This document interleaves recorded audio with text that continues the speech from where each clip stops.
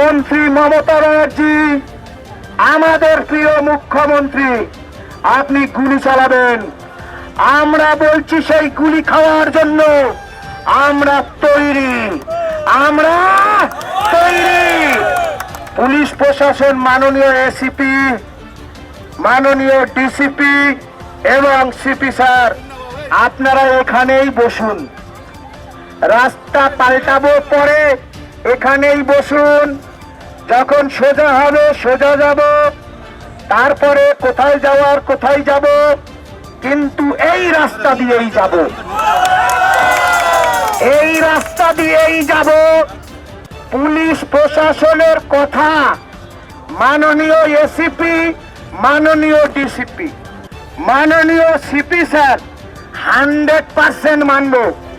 আপনি পুলিশ মন্ত্রী মমতা বন্দ্যোপাধ্যায়কে বলুন গুলি চালানোর অর্ডার দিতে, আর নইলে বলুন আমাদের সাথে আলোচনায় বসতে। কোন কন্ডিশন নেই।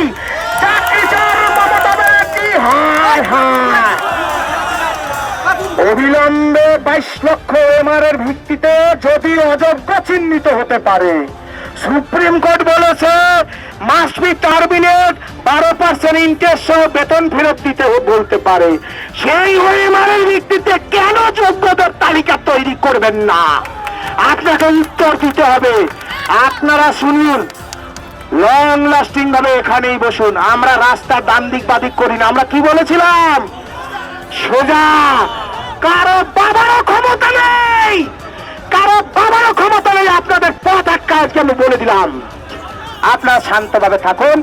পুলিশি প্ররোচনায় কেউ পা দেবেন না।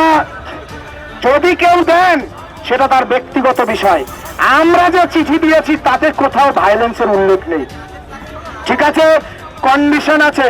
আপনি মাননীয় মুখ্যমন্ত্রী যদি আলোচনায় বসে যোগ্য তালিকা নিয়ে সপার্শ্বত বেটার, না বসে তো যা বলেছি, বাস্তিল দুর্গ পতনের দিন 14 জুলাই 14 তলার চেয়ারের পায়া ভেঙে তস নস করে দেওয়ার জন্য, আমরা সেই গুলি খাওয়ার জন্য বীর বাঙালি ক্ষুদিরামের দেশের মানুষ আমরা এসেছি।